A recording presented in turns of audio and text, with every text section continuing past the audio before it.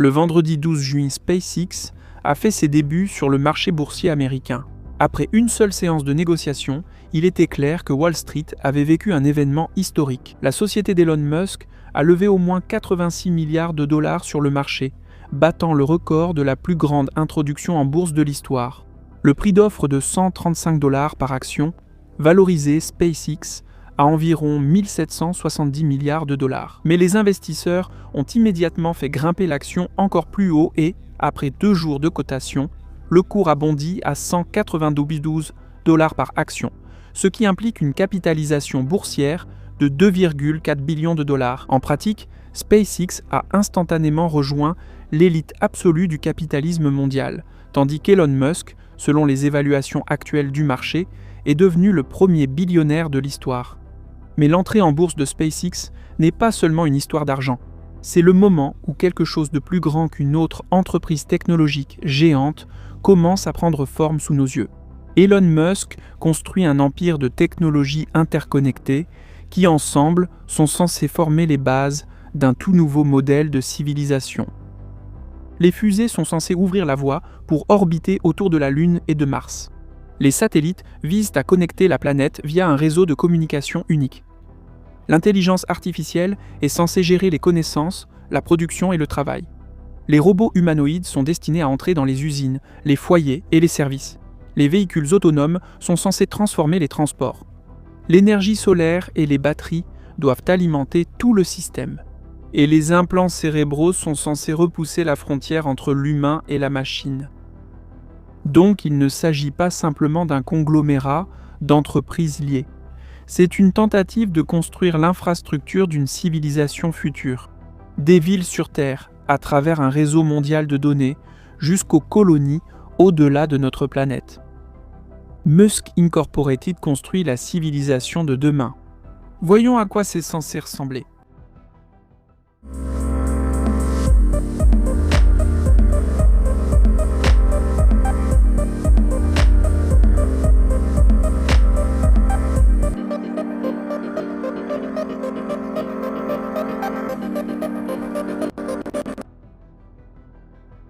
Avant de commencer, ceci n'est pas une thèse d'investissement et ce n'est certainement pas une recommandation d'acheter quoi que ce soit lié à Musk. Les valorisations fondées sur une vision de l'avenir peuvent s'effondrer aussi spectaculairement qu'elles montent. Ce qui nous intéresse ici, ce n'est pas de savoir si les entreprises de Musk sont bon marché ou chères, mais quel type d'architecture technologique et civilisationnelle elles essaient de construire. En 2026, Elon Musk, l'homme le plus riche du monde, a décidé de mettre son grand plan à exécution. Après avoir promis de créer une application à tout faire, il prépare désormais un projet encore plus ambitieux, une entreprise universelle. XAI, sa société d'intelligence artificielle, a acquis X, la plateforme anciennement connue sous le nom de Twitter. Puis XA elle-même a été absorbée par le géant spatial SpaceX. Tous ces groupes relèvent finalement de Musk. Bientôt, XIA devrait simplement devenir SpaceXIA, la marque d'intelligence artificielle propre à SpaceX. Et selon les médias et les analyses d'experts, la prochaine étape pourrait être une fusion avec Tesla, le pionnier de la mobilité électrique et de la robotique. Après cela, prendre le contrôle de Neuralink et de la Boring Company serait presque une formalité. Alors, qu'est-ce que Musk prévoit exactement ? Pourquoi, après des années à laisser ces entreprises se développer séparément, a-t-il décidé de les réunir ? Peut-être pas formellement, mais au moins opérationnellement. Sommes-nous à l'aube de la première véritable entreprise de science-fiction ? Une entreprise de Musk qui, comme Weyland Yutani, de la série Alien, s'étend de la Terre jusqu'aux étoiles. C'est précisément là que nous devons débuter, avec les étoiles. Pendant des années, l'étoile polaire de Musk était Mars. La colonisation de la planète rouge, la transformation de l'humanité en une espèce multiplanétaire et la protection de la civilisation contre une catastrophe sur Terre. Mais aujourd'hui, il devient de plus en plus évident que Mars n'est qu'une pièce d'un puzzle bien plus vaste. Elon Musk ne parle plus seulement de fusées, de voitures ou de robotique. Il parle d'un modèle de civilisation tout entier. Ces derniers mois, il a de plus en plus décrit sa vision avec l'expression « abondance incroyable ». Un monde dans lequel l'énergie est bon marché, le transport est autonome, le travail devient de plus en plus facultatif, et les robots ainsi que l'intelligence artificielle prennent en charge la plupart des tâches actuellement effectuées par les humains. Une sorte de vision utopique qui inspire l'espoir chez certains, la colère ou la peur chez d'autres. La vraie question est, comment Musk compte-t-il y parvenir ? La réponse est celle-ci. Musk veut construire tout un système de produits, de technologies et de plateformes intégrées. Les véhicules électriques abordables et autonomes de Tesla transportent personnes, marchandises et robots. Les robots comme Optimus sont censés remplacer non seulement les ouvriers d'usine, mais aussi les coursiers, les livreurs, les agents d'entretien, les mécaniciens et en théorie, presque toutes les professions du monde. Leur interaction avec le monde ne sera plus limitée comme elle l'est aujourd'hui. Au contraire, ces robots sont censés être alimentés par l'ASI, la superintelligence artificielle dont les connaissances et les capacités dépasseraient la capacité intellectuelle de tout être humain. Son premier prototype est censé être Grok, développé par XAI. Tout cela est censé être alimenté par l'énergie solaire, des systèmes photovoltaïques reliés au stockage de batteries de Tesla. Pendant ce temps, Musk souhaite que les implants cérébraux de Neuralink aident à traiter les personnes souffrant de maladies incurables. Et la société Boring est censée révolutionner le transport urbain.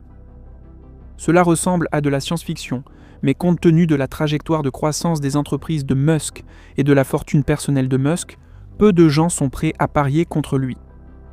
Alors à ce stade, prenons du recul et examinons le grand plan de Musk pièce par pièce. Où en sommes-nous sur la route vers l'ère promise d'une abondance incroyable ? Commençons par SpaceX. Dire que SpaceX domine l'industrie spatiale serait un euphémisme. Près de 90% de toute la masse envoyée dans l'espace en 2025 l'a été à bord des fusées de SpaceX. Sa constellation de près de 10 000 satellites Starlink offre une connectivité haut débit à des dizaines de millions de clients dans le monde entier, ainsi qu'à des millions d'autres chaque jour à bord d'avions de passagers et de navires. Son système militaire, Starshield, soutient le Pentagone, l'Ukraine et d'autres alliés des États-Unis. Voilà uniquement la situation actuelle.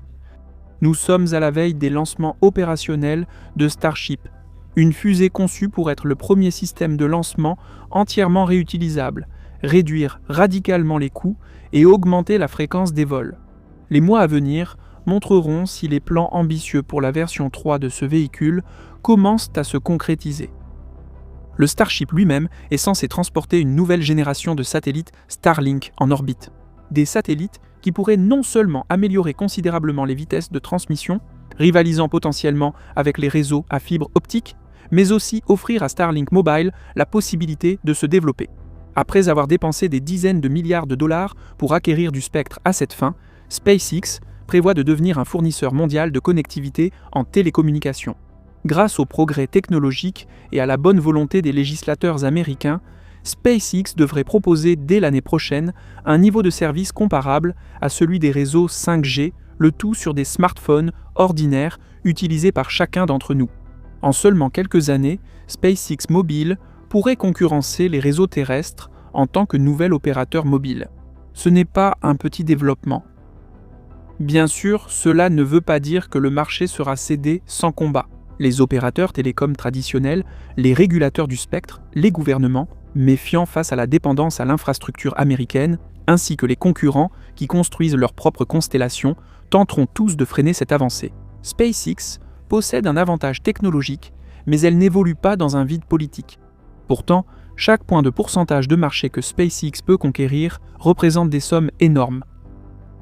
La valeur combinée des marchés des télécommunications et du haut débit avoisine les 3 000 milliards de dollars américains. S'emparer ne serait-ce que de 10% de ce marché ferait de SpaceX un hégémon financier. Les centres de données spatiaux sont à l'aube d'un développement majeur et SpaceX souhaite elle-même en lancer jusqu'à 1 million en orbite. D'après les informations officielles et les fuites dans les médias, nous savons déjà qu'Anthropic, la société derrière le modèle d'IA Claude, ainsi que Google, ont discuté de partenariats avec SpaceX dans ce domaine. Cela reste une technologie ambitieuse, et beaucoup dans l'industrie continuent de la remettre en question. Comme le souligne un récent article de l'Université Cornell, les défis incluent la masse par kilowatt de puissance, le refroidissement par radiateur, les communications entre la Terre et l'orbite, la durée de vie du matériel, les coûts de lancement et le coût de remplacement des satellites. Selon l'auteur, l'informatique en orbite n'est économiquement viable que si les coûts de lancement et de construction des satellites sont très bas, l'utilisation élevée et la durée de vie longue. Mais Musk veut essayer. Et s'il réussit, ce pari contre la réalité aussi.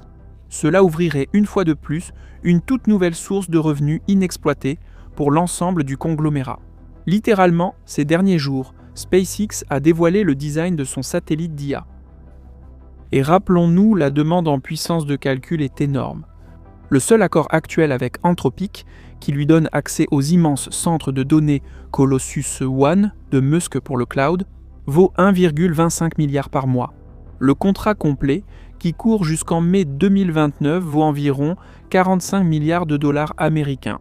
SpaceX souhaite lancer ses premiers centres de données en orbite dès le début de l'année 2028. Mais les projets dépassent largement l'orbite terrestre basse. SpaceX et son Starship HLS sont après tout un élément clé du retour habité de l'Amérique à la surface de la Lune et en même temps l'avenir du transport commercial Terre-Lune. Tout cela vise à permettre au nouveau programme de la NASA de construire la première base lunaire permanente habitée par des humains. Pourtant, SpaceX et Musk n'abandonnent pas leur projet de mission vers Mars et à terme de sa colonisation. Les retards dans le programme Starship, combinés à un changement de direction à la NASA, ont créé une fenêtre temporelle pour construire une véritable économie spatiale. Selon les progrès du programme Starship, le premier vol d'essai vers Mars pourrait encore avoir lieu en 2028. Il convient de rappeler que les lois brutales de la physique orbitale permettent des vols vers Mars seulement environ tous les 2 ans. Le calendrier de Musk pour les missions martiennes est basé sur cette contrainte. L'aboutissement du travail sur les programmes lunaires et martiens est censé être la combinaison spatiale propre à l'entreprise, mais elle est développée avec une approche radicalement différente. Une approche typique des projets de Musk. Si les bases spatiales doivent accueillir des centaines, des milliers ou même des millions de résidents, cela nécessitera la capacité de produire en masse des combinaisons spatiales capables de survivre aux conditions extrêmes des mondes extraterrestres. Pour comprendre l'ampleur de ce défi, il faut savoir qu'en plusieurs décennies, la NASA n'a fabriqué que 18 ensembles de combinaisons spatiales pour les sorties extravéhiculaires dans toute son histoire. Elles coûtent environ 300 à 400 millions de dollars à développer et leur entretien annuel revient à environ 150 millions de dollars. Produire plusieurs milliers d'unités par an serait une révolution attendue depuis longtemps. Les gars, 2 annonces brèves avant de continuer. Premièrement, Serik, qui traduisait GTBT Ukraine avant de s'engager dans l'armée de l'air ukrainienne, a lancé une collecte de fonds pour réunir de l'argent afin de construire des abris pour les systèmes sans pilote ukrainiens, afin de les protéger des drones russes à longue portée. Vous pouvez soutenir la collecte de fonds via le lien ci-dessous. Deuxièmement, comme vous le savez peut-être déjà, nous continuons à publier la série au format court de GTBT appelée Essence. En gros, ce sont nos épisodes transformés en capsules de 8 à 10 minutes. Et non, le comédien de doublage n'est pas une intelligence artificielle. Salut Barney, bon passons à la suite. Avant que l'empire de Musk n'atteigne une véritable échelle interplanétaire, cependant, ses fondations sont en train d'être construites ici sur Terre. Et sur Terre, la percée la plus importante aujourd'hui, c'est l'intelligence artificielle. Et bien que la puissance de calcul pour le système d'IA de Musk, Grok, soit censée provenir en partie de serveurs basés dans l'espace, il reste le problème du matériel et des semi-conducteurs, qui sont peut-être les produits physiques les plus difficiles à fabriquer sur Terre. C'est pourquoi les puces sont si chères et pourquoi elles sont d'une importance capitale. Musk veut résoudre ce problème grâce à un projet appelé Terafab. Terafab est censé être une méga-usine de semi-conducteurs. Un projet commun entre Tesla, SpaceX, XAI et Intel. Son objectif est de simplifier radicalement, d'accélérer et de réduire le coût de production des puces nécessaires à l'IA, aux robots, aux véhicules autonomes et aux centres de données. Une section de Terafab doit être l'Advanced Technology Fab. Il s'agit d'une installation expérimentale où des méthodes innovantes et inédites de fabrication de semi-conducteurs seront testées. Elle est en cours de construction à côté de l'usine de Tesla à Austin. La raison de cette décision est d'une simplicité brutale. Musk note que dans les années à venir, ces entreprises pourraient avoir besoin de jusqu'à 50 fois plus de puces que ce qui est actuellement produit dans le monde entier. À pleine capacité, jusqu'à 200 milliards de puces par an devraient sortir de la méga-usine. C'est pourquoi Terafab semble être un élément clé de tout le puzzle. Les semi-conducteurs produits chez Terafab sont ensuite destinés à être installés dans des centres de données terrestres et spatiaux, dans les robots humanoïdes Tesla Optimus et dans les véhicules autonomes de Tesla.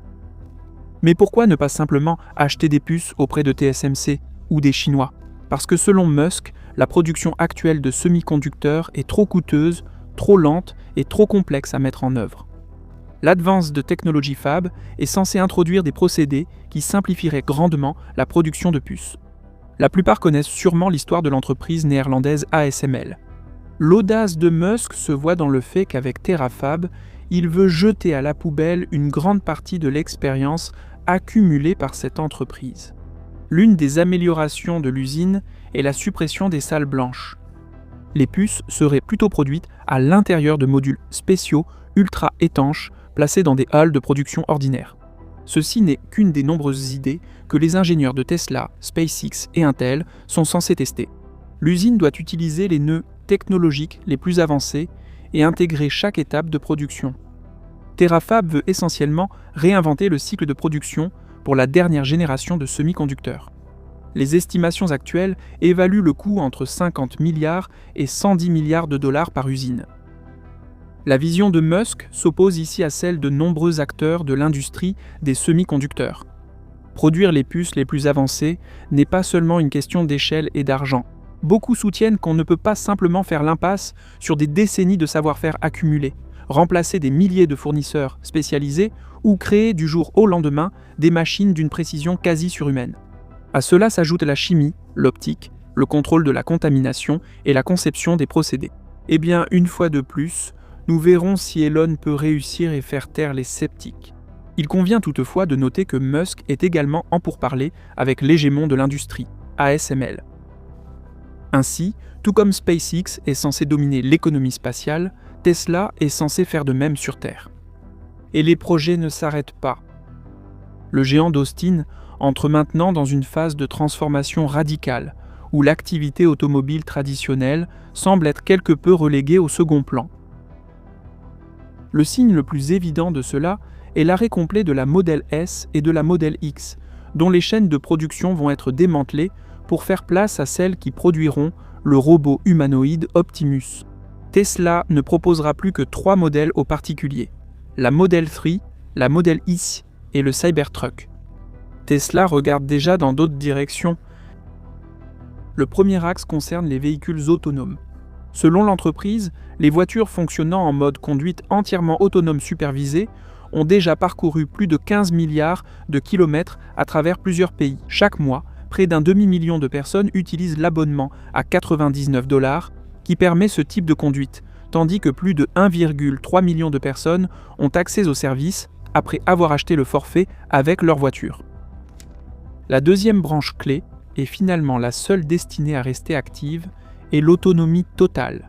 Des véhicules autonomes permettant de dormir et de se réveiller à destination sans intervenir dans la conduite. En avril, Tesla a commencé la production du Cybercab, le premier véhicule produit en série sans volant ni rétroviseur. Produit exclusivement en doré et déjà construit à plusieurs centaines d'exemplaires, la voiture accueille 2 personnes et possède un très grand coffre.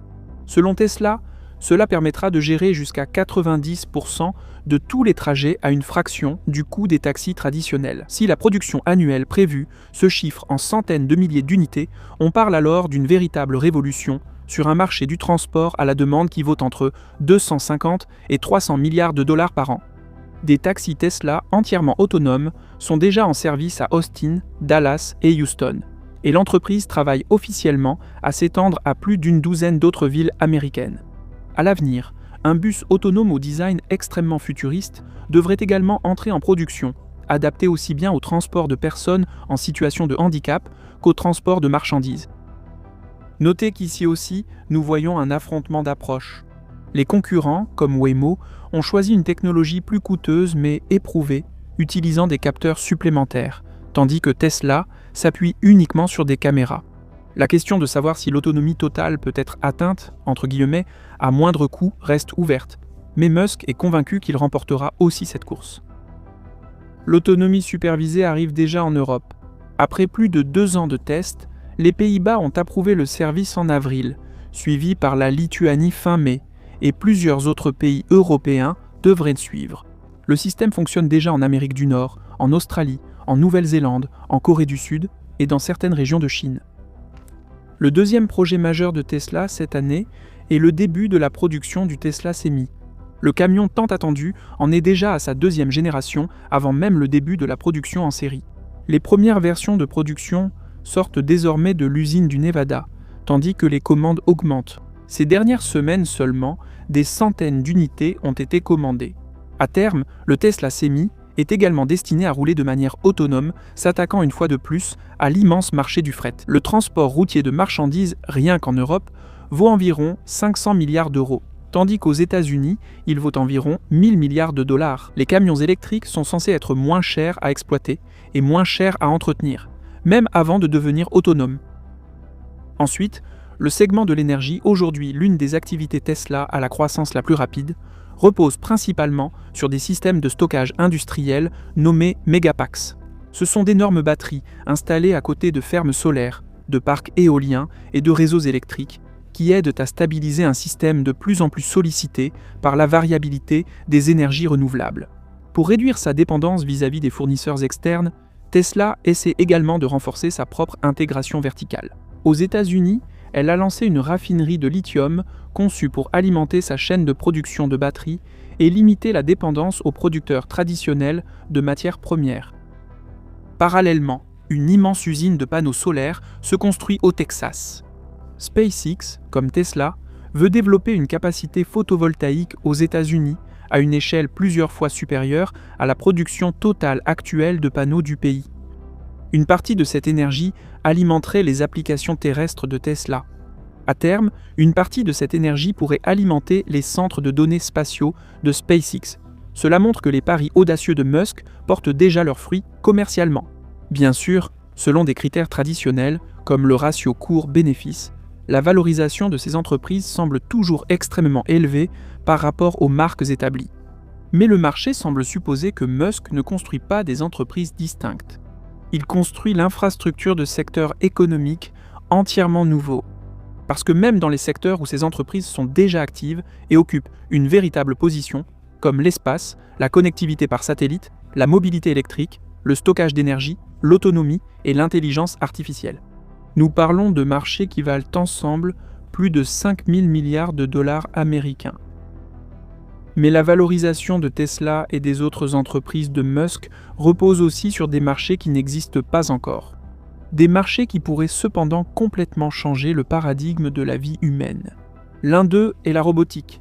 Et bientôt, le premier robot humanoïde produit en série par Tesla, Optimus, devrait entrer sur ce marché. Optimus est censé véritablement inaugurer l'ère des robots humanoïdes. À Fremont, en Californie, dans la première usine de Tesla, les lignes de production des Model S et Model X sont maintenant en cours de démantèlement. À leur place, Tesla prévoit de construire la première ligne de production pour le robot Tesla Optimus, capable de produire jusqu'à 1 million de robots par an. En pratique, cependant, il ne s'agit encore que d'une ligne de test. À côté de la Gigafactory au Texas, la construction d'une toute nouvelle usine a commencé, dont l'objectif est de produire 10 millions de robots humanoïdes par an. Ce sont des investissements de milliards de dollars. Musk craint le vol de propriété intellectuelle principalement de la part de la Chine. C'est pourquoi il a l'intention de dévoiler la version de production du robot seulement peu de temps avant le début de la fabrication, rendant ainsi plus difficile pour les concurrents de copier les solutions de Tesla. Alors, qu'est-ce que Tesla Optimus est censé être ? En termes simples, un robot humanoïde universel. Propulsé par le modèle Grok de l'IA de SpaceX, il est capable d'accomplir la plupart des tâches que les humains effectuent aujourd'hui, non seulement dans les usines, mais aussi dans les entrepôts, les magasins, les bureaux, les hôpitaux, les maisons de retraite et les appartements ordinaires. Et c'est là que réside la différence entre Optimus et les robots industriels traditionnels. Les robots d'aujourd'hui excellent dans des tâches limitées et répétitives. Soudure, déplacement de pièces, emballage de produits, travail sur les chaînes de montage. Mais ils fonctionnent généralement dans des environnements conçus spécialement pour eux. Optimus est censé être l'opposé, un robot conçu pour un monde construit pour les humains. Il est censé monter des escaliers, ouvrir des portes, utiliser des outils, soulever des colis, plier du linge, donner des médicaments, porter des courses, ou remplacer un travailleur dans une tâche non automatisée. C'est pourquoi Elon Musk mise autant sur la forme humanoïde. On peut bien sûr soutenir que 2 jambes, 2 bras et une tête ne sont pas toujours la forme la plus efficace pour une machine. Mais toute notre civilisation a été construite autour d'un être ayant exactement cette forme. Poignées de porte, escalier, volant. Pendant des milliers d'années, nous avons conçu tout cela pour les humains.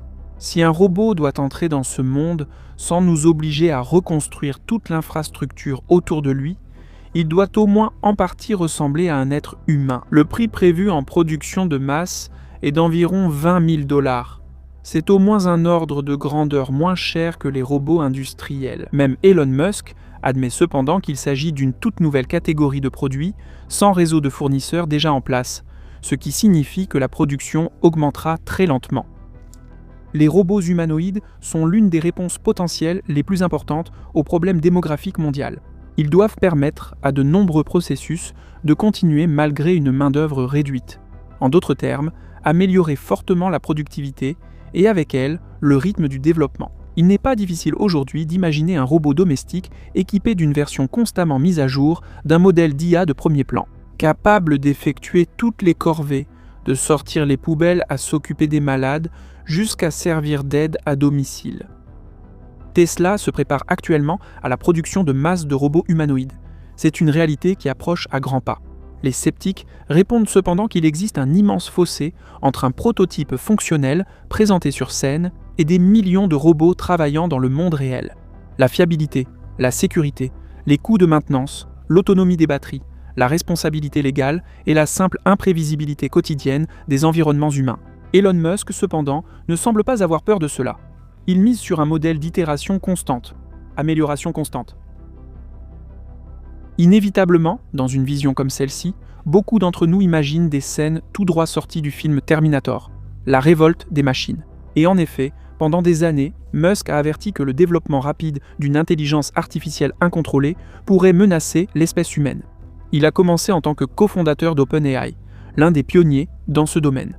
Mais après des années de différends, il a quitté l'entreprise et en 2023, il en a fondé une nouvelle, XAI.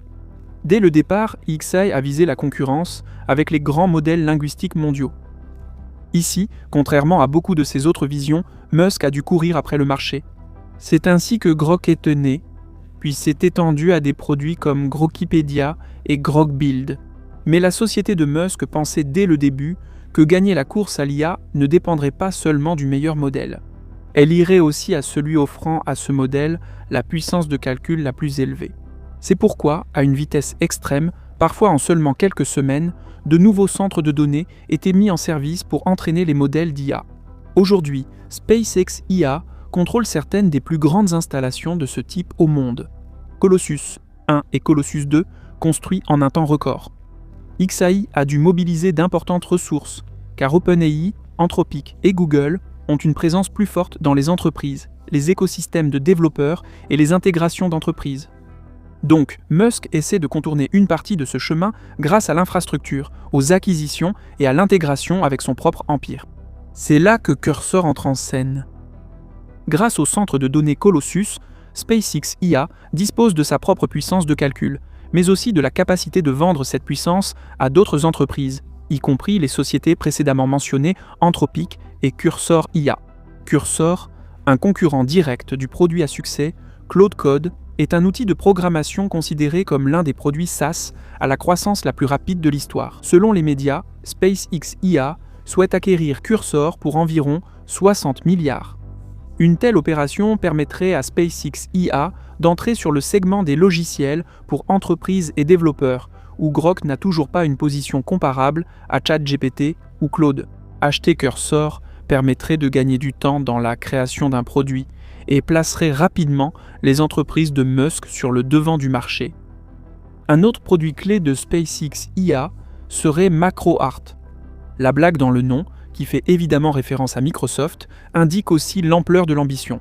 Il s'agit d'un autre projet commun entre SpaceX et Tesla. Ce n'est pas un hasard si ce projet est dirigé par le responsable de l'IA chez le géant automobile, la personne en charge de la conduite autonome. Macro-Heart est censé devenir une entreprise logicielle autonome où des équipes entières sont remplacées par des optimistes numériques. L'intelligence artificielle gérerait conception, programmation, test et gestion sans intervention humaine. On pourrait considérer cela comme une extension majeure du concept Grok Build ou Claude Code. Et même ici, nous n'avons toujours pas atteint la fin de l'empire d'Elon Musk. Musk s'intéresse non seulement à l'espace à l'échelle macro, mais aussi à l'échelle micro, à notre esprit. Neuralink est une entreprise biomédicale qui développe des implants cérébraux conçus pour améliorer la vie des personnes atteintes de handicaps sévères et à l'avenir, peut-être même renforcer les capacités humaines naturelles. Neuralink a déjà reçu ses premières autorisations pour des essais sur l'homme et aujourd'hui, plus de 20 personnes vivent et fonctionnent avec des implants Neuralink. La majorité sont atteints de lésions de la moelle épinière ou de la SLA. La puce leur permet de contrôler une souris, un ordinateur ou même un bras robotisé par la pensée, et ils peuvent le faire avec un niveau de performance comparable à celui des personnes en bonne santé. Dans les mois à venir, les premiers patients devraient également recevoir un implant conçu pour restaurer leur vue. Ce qui est censé rendre Neuralink unique, c'est sa focalisation totale sur le déploiement commercial. La chirurgie elle-même doit être réalisée par un robot autonome, ne prendre que quelques dizaines de minutes et permettre aux patients de rentrer chez eux le jour même. La puce elle-même est également censée être très bon marché, l'ensemble de la procédure coûtant environ 1 000 $. En d'autres termes, nous parlons d'un prix potentiellement accessible au grand public. La production de masse et la certification commerciale sont attendues en 2026 ou 2027. Et la dernière pièce du grand puzzle de Musk est The Boring Company. Elle porte ce nom parce qu'elle se concentre sur les tunnels, le forage et les systèmes de transport souterrain. Son idée de base est simple. Si les villes sont de plus en plus congestionnées au niveau de la rue, une partie du trafic peut être déplacée sous terre. Pas sous la forme d'un métro classique, mais à travers un réseau de petits tunnels utilisés par les voitures électriques, Tesla, et à l'avenir, potentiellement aussi par des véhicules autonomes. L'entreprise est souvent critiquée comme étant inutile et contraire à l'idée du transport public de masse. Les critiques soulignent qu'un tunnel rempli de voitures reste un tunnel rempli de voitures. Il est simplement déplacé sous terre. Les partisans répondent que Elon Musk essaye de faire avec les tunnels ce qu'il a déjà fait avec les lancements de fusées. Réduire radicalement les coûts, accélérer la construction et transformer des infrastructures qui prennent habituellement des décennies à construire en quelque chose de plus reproductible et évolutif. Et comme à son habitude, Elon Musk, malgré les critiques, la Boring Company continue tout simplement d'avancer. Les nouvelles générations de sa machine de forage Profrock ont déjà creusé des dizaines de kilomètres de tunnels à Las Vegas. Le Vegas Loop propose actuellement des trajets à travers des tunnels d'une longueur totale de 30 km menant à 11 stations. Mais l'expansion est en cours et la forme cible du Vegas Loop est d'environ 110 km de tunnels et 104 stations. Au final, il est censé transporter 90 000 passagers par heure. Des travaux sont aussi en cours sur d'autres réseaux de tunnels. Le Music City Loop au Tennessee devrait comprendre au moins 20 stations réparties sur 21 km de tunnels. Des travaux préparatoires ont également lieu à Dubaï, où la construction d'une section d'essai devrait commencer fin 2026. The Boring Company est un autre exemple d'une entreprise de Musk où des choix de conception inhabituels et une approche novatrice sont censés changer les réalités existantes. La Boring Company s'est concentrée sur des diamètres de tunnels plus petits et un creusement continu sans avoir à creuser de grandes fosses de lancement dans lesquelles les machines doivent être descendues. Sa machine peut démarrer directement depuis une remorque de camion. Et bien sûr, il est impossible de ne pas mentionner les applications spatiales. La construction de colonies humaines sur la Lune et sur Mars inclut également la perspective de tunnels souterrains qui pourraient offrir une protection contre les conditions brutales créées par l'absence d'atmosphère sur d'autres mondes.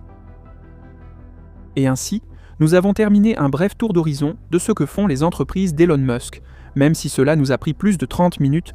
Musk est en effet une personnalité controversée, mais sans aucun doute exceptionnelle. Il est rare de voir un visionnaire et un entrepreneur efficace réunis en une seule personne. Les rêveurs se heurtent généralement à la réalité, tandis que les opérateurs compétents rêvent rarement à une si grande échelle. Musk réunit les deux. Il prend des paris qui ressemblent à de la science-fiction, et encore, il tient ses promesses. Ses décisions commerciales les plus importantes semblaient souvent insensées avant de s'avérer avoir plusieurs années d'avance sur la réalité. Voitures électriques, fusées réutilisables à bas prix, Internet mondial par satellite, stockage d'énergie, robots humanoïdes, intelligence artificielle, centres de données spatiaux. Dans chacun de ces domaines, Musk n'essaie pas simplement de créer une nouvelle entreprise. Il essaie de bâtir de toutes nouvelles couches d'une civilisation future. Le marché le remarque. Les investisseurs investissent massivement dans ces entreprises, non parce qu'elles paraissent bon marché, mais car ils pensent que Musk ne crée pas simplement des sociétés distinctes. Il construit l'infrastructure de secteurs économiques entièrement nouveaux. Mais c'est justement là que la question initiale revient. La question d'une entreprise tout droit sortie d'un film de science-fiction, s'étendant de la Terre jusqu'aux étoiles en même temps, comme Weyland Yutani d'Alien. Parce que toute centralisation d'un tel pouvoir comporte des risques qui ne peuvent pas être ignorés. Que se passe-t-il lorsque l'homme autour duquel tout cet empire gravite n'est plus là? Une lutte d'influence éclatera-t-elle après lui et déchirera-t-elle la structure de l'intérieur? Et enfin, la question la plus difficile. Une seule entreprise, aussi efficace soit-elle, devrait-elle détenir autant de pouvoir sur la connectivité, le transport, l'énergie et l'intelligence artificielle en même temps? Ou bien, étant donné sa contribution énorme au développement de la civilisation, cela ne devrait-il pas nous inquiéter du tout? Quoi que l'on pense de Musk lui-même, une chose est certaine.